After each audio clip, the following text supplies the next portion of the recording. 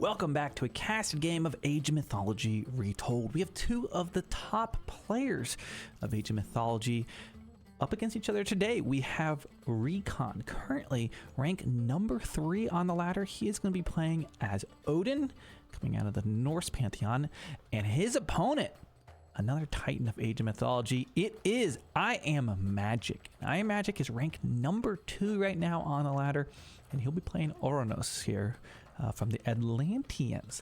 The map we have for today is going to be Savannah, which features some 2 mid-map settlements you have to get control of. You want to have some additional population. Kind of got a pocket settlement off to the side with some food not too far away. Monkeys it is on that one at least. Yeah, monkeys on that side as well.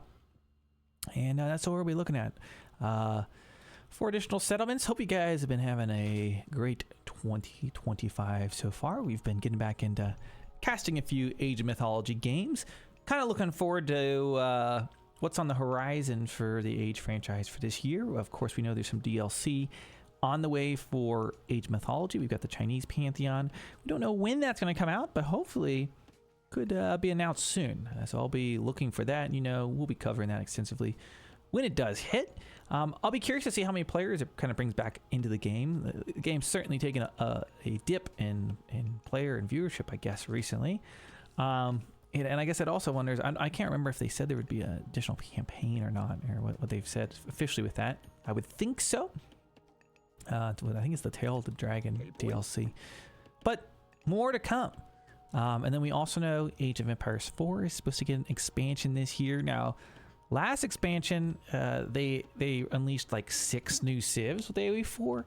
Will they do that amount again? What will we see? Will there be more variant civs? You might think so. But we don't know anything really about when that's coming. A reoccurring theme, and the same thing for Age of Empires 3. Now, Age of Empires 3, they've got DLC. They've announced 2 new civs, but we don't know the timeline on when that is going to be. So it's a hold and wait. Maybe we'll have a New Year, New Age stream again, like last year. LOL. Or who knows what's going to be. And something I just heard about this week, and I don't know if it's true or not, so don't quote me, but there's rumors, there's an article out there saying that there's been leaked information that there is an upcoming Star Wars RTS game in the works by Respawn. Which would make me very excited. Of course, any new RTS is always gonna be fun, but I love Star Wars. Would be cool to see a new Star Wars RTS. The last one was really Galactic Battlegrounds, I think was the name of it, which was basically back in the day, if you ever checked it out, it pretty much was like AoE 2 reskinned with Star Wars with a few different things and stuff. But I never played that one a whole lot. I didn't have it. I played Age of Mythology and AoE 2 for the most part. When I first got them as a kid, and then AoE 3 later, and AoE 4, etc. But yeah, I'll be keeping an eye on that. It certainly would be something we would check out if it does come down the line, but who knows? Could be just a rumor. I think it's a wild business proposition to, put wild, crazy idea to make an RTS these days. I mean, if you really think about some of the RTSs that have launched in like the last few years, like some big ones that stand out to me, is like, okay, Stormgate was highly anticipated and pretty much completely flopped. Oh boy, look at this. We've got the Sky Passage and villagers gathering right by each other. So got some action here right away. I think it's going to dip out. So Stormgate was a flop. I mean, before that, we've had DLC for other games, which some have been good, but like Company Heroes was another big RTS in the last few years, and Company Heroes 3, I've enjoyed playing it, as you guys know, and covering, but it really hasn't been very popular. Age of Mythology, honestly, maybe one of the more, I don't know, quote, successful out of the RTS launches in the last, year or two. But even then, like, the viewership and playership has certainly been lower than one might hope for, an RTS. It would be great to have a big audience, but AoE 4 still going strong, some of the existing players, but as far as like breaking in, or having this like a uber popular RTS, it's been challenging lately. So that's why I'd be curious that they'd make a Star Wars one, but who knows? We've got the Caladri up there, twirling that wand and giving some assist here. We do some heroized units. They actually just pop it in and out. Magic is using and abusing a sky passage basically to dodge these Herser and just take low HP ones and just go on through. Back at home, you'll see he's got his barracks set up, just going right into the sky passage. And there's that Carnivora. So Magic, it looks like, has successfully basically denied this hunt from Recon, which is really annoying if you're trying to get some units out in the field and you get pushed off of your food. I mean, that's a lot of villagers walking around not gathering. Not only not gathering, you lose access to this food. Your opponent's gonna be eating that. So you're gonna be like, okay, you've got chickens left in base. He's got berries.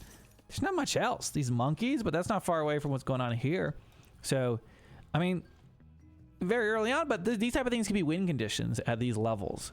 Denying food from your opponent is a big part of the game. So Magic doing an excellent job leveraging that sky passage and just getting out there early on. Really aggressive and also risky too, right? Because if this didn't work out, he invested a lot of resources in this, might not have been so good. So looking nice there. And then he's able to heal up his army, going for Murmillo, which is kind of the main line unit for the Atlanteans. Now, AoM has some more like kind of soft counters at times, not always like super like hard counters. Like this says it's good in melee count. Like there you go. It's not like not going to yeet away cav or yeet away infantry. It's just kind of be all around like a good unit. It can take down some buildings and stuff like that. So it's a good unit to spam in a lot of cases. Herser as well for the Norse. And then we've got the dagger, the bite of the shark is a big upgrade you get here. So now these guys have this. They cause damage over time. It causes bleeding now. So that makes these super potent. Recon has, settled with eating the chickens for now. Hopefully no bird flu there. Is that chicken? No, he's got one gazelle.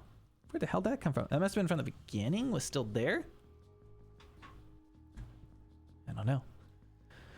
Okay, so meanwhile, both players on 1 TC, obviously. We got a shockwave. Ooh, a little bit of gauge. Oh my gosh, that card took a few spins and is going to be garrisoning. Lost one villager, but I guess that's a good pickup. The rest going to be heading over to the chickens, it's going to look like. Magic just keeping Recon in his base, keeping him contained. Looking really, really good right now. Okay, so we don't have any healing springing here because it's not Loki, or rather he didn't go up with those options. But we got Undermine available. You can't really use that. I guess you can use it here. Damage enemy buildings, so maybe it work on Sky Passage. It would be a big investment to use that on a Sky Passage. Looking at the army, Throwing Axemen should be a nice counter to this. Of course, there are Terma, though, that will be countering the Throwing Axemen. So it's kind of a tricky engagement. He gets his Herser on that Carnivora, so that's going to be nice as far as taking that out. Down it goes. Trying to micro around his Herser. Murmillo went in there, of course, causing that bleeding. You see that purple stuff going on. And now we got another Carnivora's back just as soon as that last one was cleaned up.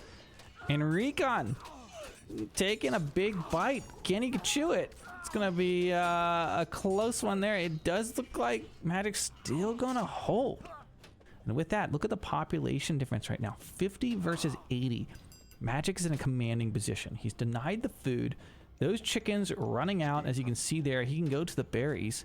But I was gonna say I wouldn't be surprised if he throws in the towel. And I am Magic making it look easy versus ranked number 3 Recon. Might have been the case for this game, but these two guys, any given game, one of the guys can win, and both are just two of the best at the game. So an absolutely dominant performance from I Am Magic here today in this game of Age Mythology Retold. Guys, I hope you enjoyed the cast. If you did, leave me a comment, consider subscribing to the channel. Let me know if you want to see some more. Let me know what you think about that. Maybe Star Wars RTS coming out, or what else is on the horizon for the Age franchise this year. We'll be keeping an eye on that. Thanks again for watching. Make sure you check out these guys' channels. I'll have links below in the description, and I will catch you in the next one.